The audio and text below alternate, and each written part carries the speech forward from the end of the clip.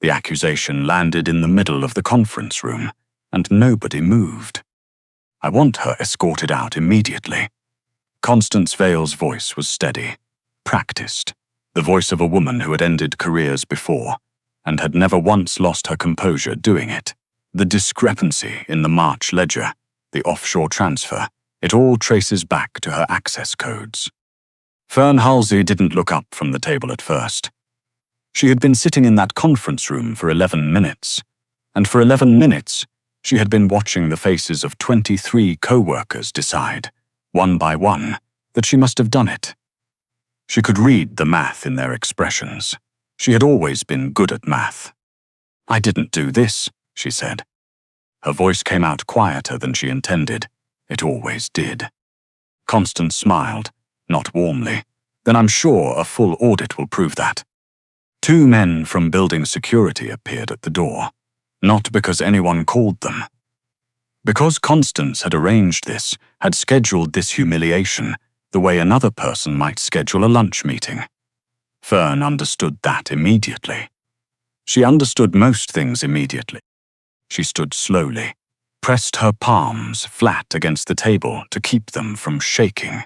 She was 29 years old, and she had spent her entire adult life being careful, being smaller than her body suggested she was.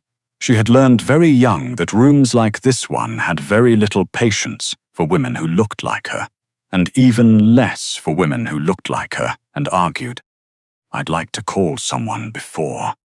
"You can do that in the lobby." The lobby, where the glass doors were, where every client and delivery person and junior analyst would see her standing with security, coat in hand, wearing the expression of someone caught. She made it exactly 3 steps toward the door before a voice stopped everything. "No one is going anywhere."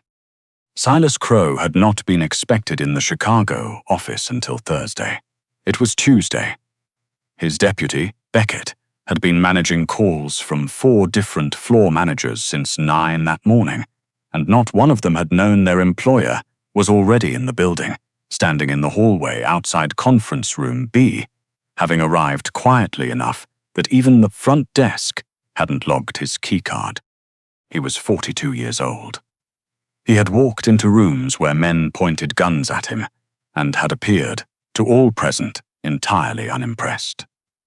The conference room required roughly the same energy as far as he was concerned. His gaze moved across the room once, landed on Fern, then landed on the 2 security guards flanking her. "Sit down," he said, not loudly. He never needed volume. Everyone. They sat. Silas looked at Constance Vale. "You said the discrepancy traces to her access codes." "Yes." Constance maintained her composure, though something in it had shifted. The transfer was initiated using. "I heard what you said." He cut her off with the same ease as someone closing a window. "I'm asking if you have the raw server logs." A pause. "I have the summary report." Beckett. Beckett was already in the doorway with a tablet.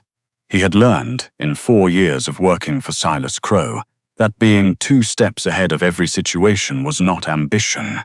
It was survival. "Pull every authentication record from the past 60 days, Silas said. "Server access, VPN entries, timestamp metadata, all of it." He finally looked at the security guards. "You 2. Out." They left without being told twice. He did not look at Fern again. But she noticed, in the way she noticed everything, that he had positioned himself between her and the door. 20 minutes later, the room had changed shape entirely. 2 senior analysts were cross-referencing data on laptops. Beckett had made 3 calls. Constance Vale, who had spent the better part of a decade building a reputation as the most efficient operations manager in the firm, was sitting very still in the corner and saying nothing. The transfer had been made at 11:47 p.m. on a Thursday. Fern's building keycard showed she had exited at 6:23 that evening. Internal camera logs confirmed she had not returned. Someone had used her credential remotely, which required either exceptional technical access or physical proximity to her workstation. As operations manager, Constance had both the clearance and the motive. The motive was more straightforward than anyone wanted to say aloud. Fern had flagged a budget irregularity in February.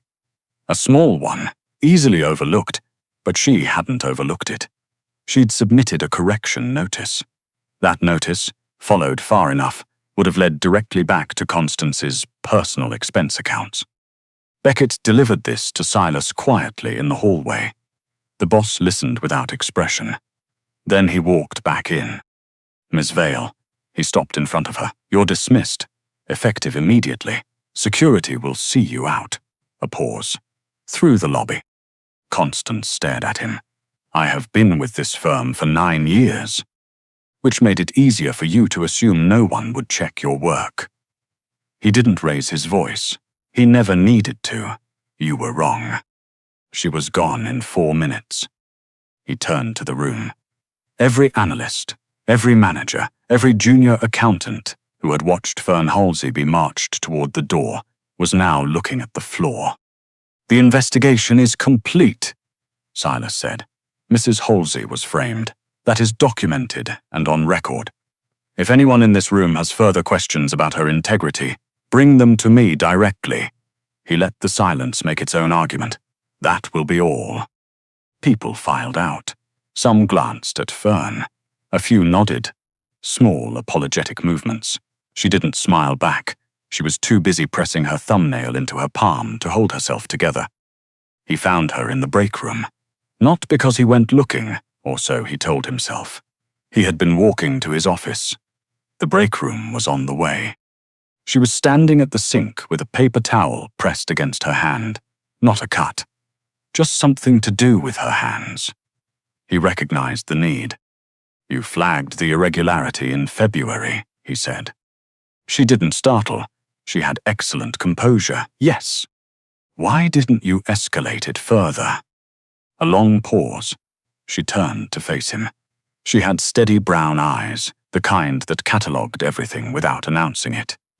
"Because the person I would have escalated to was Constance." He almost smiled. "That's logical. The numbers always come back around." She looked at the paper towel. "I knew it would eventually." He studied her for a moment. There was something beneath the calm she was performing. Something she had been performing for a long time, not just today. "Are you all right?" She opened her mouth to say yes. Stopped. He had the impression she had answered yes, so many times it was wearing a groove in her throat. "I've been better," she said instead. It was more honest than anything else she could have offered. And they both knew it. He asked Beckett to pull her personnel file 3 days later. Not for any professional reason. Her record was impeccable, her employment no longer in question. He asked because he kept thinking about the way she had stood at that conference table, with 23 people deciding her guilt, and the only voice raised in her defense had been her own, quietly. Into a room that wasn't listening. The file surprised him. Fern Halsey, 29. University of Illinois, summa cum laude. 4 job applications in the first 8 months after graduation. Every one of them a position she was overqualified for. Everyone rejected. The rejection letters were professionally worded, but an internal interviewer note, preserved in a forwarded email chain she likely never saw, read, "Candidate is technically excellent, but does not fit the image we're looking for in the client-facing role." She hadn't applied for a client-facing role.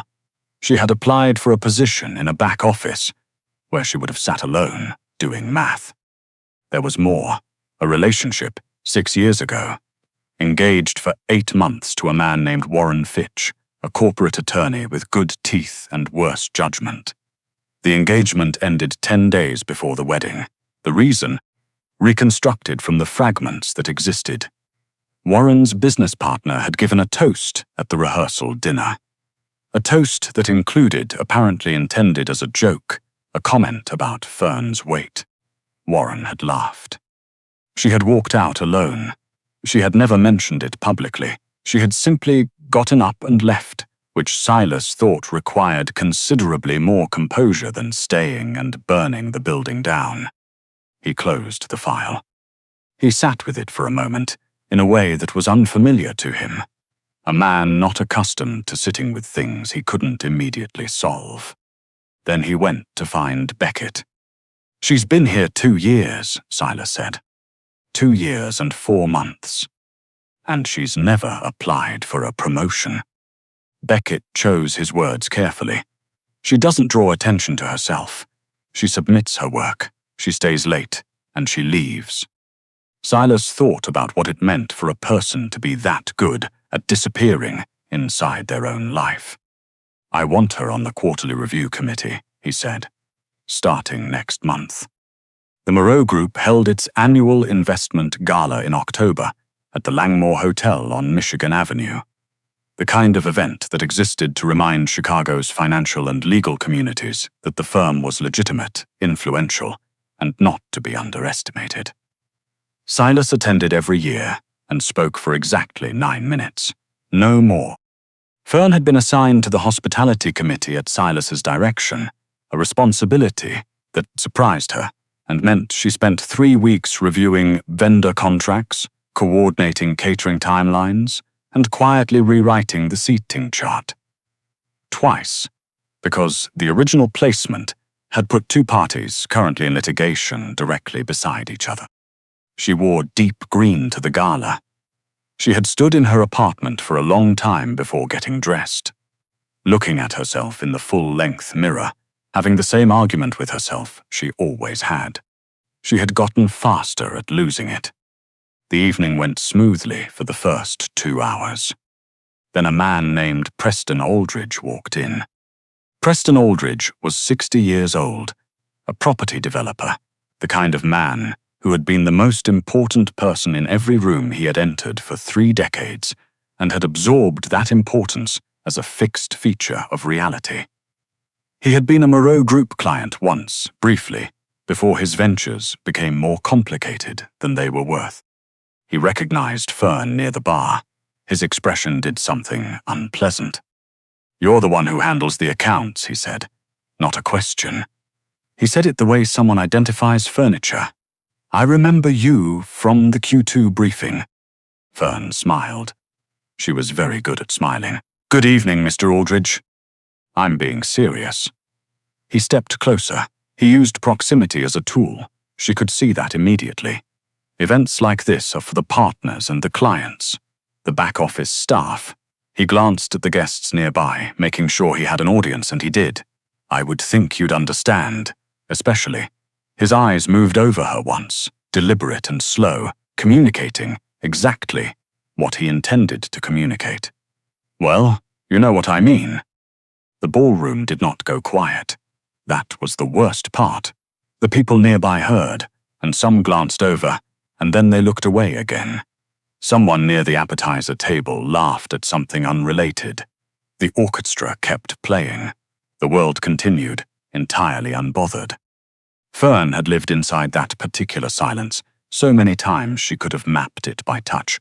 She knew exactly what it felt like when a room decided not to notice. She had spent 29 years being not noticed. By colleagues, by hiring panels, by a man who had laughed at a joke made at her expense and called it nothing. She set down her champagne glass.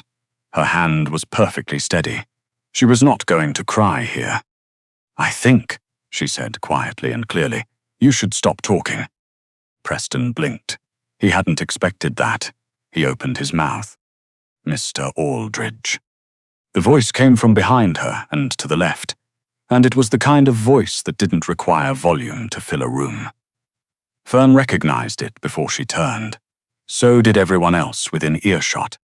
Silas Crowe walked forward until he was standing beside her. Not behind her, not in front of her, beside her.